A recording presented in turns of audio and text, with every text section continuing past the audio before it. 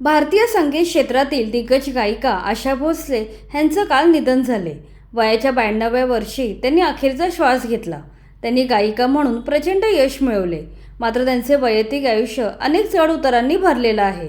अवघ्या 16व्या वर्षी सेक्रेटरीशी प्रेमविवाह आणि त्यानंतर भयंकर त्रासदायक वैवाहिक जीवन, पुढे घटस्फोट, नंतर 50शी दुसरे लग्न, मात्र काही वर्षातच दुसऱ्या पतीचा मृत्यू, कालांतराने मुलाचा मृत्यू, मुलीची आत्महत्या, अशा अनेक संकटांचा सामना त्यांनी केला.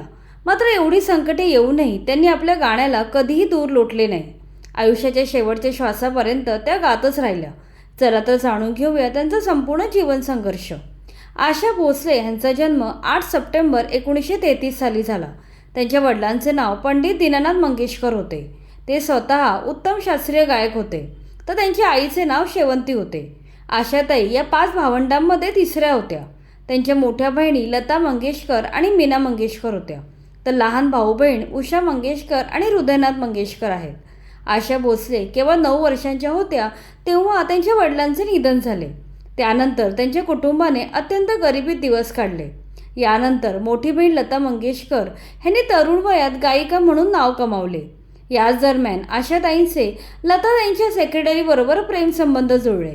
घरातून या गोष्टीला प्रचंड विरोध झाला. नंतर घरच्यांचा विरोध पत्करत आशाताईंनी केवळ 16व्या वर्षी लता यांचे सेक्रेटरी गणपतराव भोसले यांच्याशी लग्न केलं. या गोष्टीमुळे लताताईंचे आणि आशाताईंचे वाद झाले. त्यामुळे आशाताई आपल्या माहेरापासून दुरावल्या. मात्र सासरीसुद्धा त्यांना सुख मिळाले नाही. पुढे त्यांना 2 मुले झाली. त्यांनी एकीकडे आपल्या मुलाचे संगोपन करत दुसरीकडे आपल्या गाण्यातील करिअरसुद्धा लीलया सांभाळले. मात्र जास्तीत जास्त पैसे कमवण्यासाठी त्यांचा नवरा त्यांचा छळ करू लागला. याशिवाय माहेरच्या लोकांकडून पैसे मागून घेण्यासाठी त्यांच्यावर जबरदस्ती करू लागला.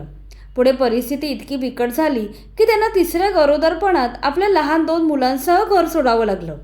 शेवटी 1960 साली त्यांनी आपल्या पतीपासून कायदेशीर घटस्फोट घेतला. त्यानंतर तब्बल 20 वर्षांनी म्हणजेच 1980 साली आशा भोसले यांनी संगीत विश्वातील जादूगार पंचमदा म्हणजेच आर.डी. बर्मन यांच्याशी दुसरा विवाह केला. या जोडप्याने काही काळ सुखाचा संसार केला, पण येथेही आयुष्य सोपे नव्हते.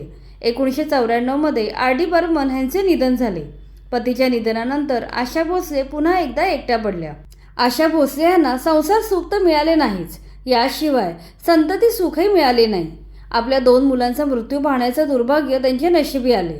त्यांना पहिल्या पतीपासून 3 मुले झाली. त्यांच्या सर्वात मोठ्या मुलाचे नाव हेमंत भोसले होते.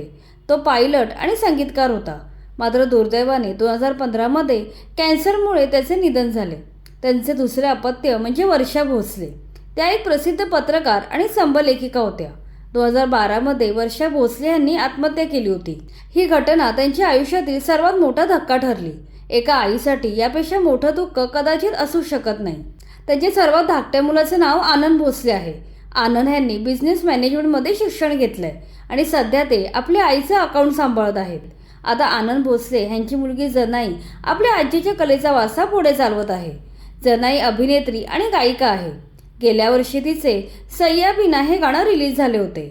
याशिवाय छत्रपती शिवाजी या आगामी चित्रपटात ती झळकणार आहे. आयुष्याच्या अखेरच्या क्षणात त्यांची नात आणि मुलगा त्यांच्यासोबत होते. ही त्यांच्यासाठी एक चांगली गोष्ट ठरली. एकूणच आशा भोसले यांचे संपूर्ण जीवन अनेक संकटांनी भरलेले होते. त्यांच्या संपूर्ण आयुष्यात इतक्या अडचणी येऊनही आशा भोसले यांनी कधी हार मानली नाही. त्यांनी अनेक कठीण प्रसंगात स्वतःला सावरलं आणि आपल्या करिअरला नव्या उंचीवर नेलं. आज आशाताई आपल्यात नाहीत, पण त्यांची जगण्याची जिद्द आणि अजरामर गाणी आपल्या सदैव आठवणीत राहतील.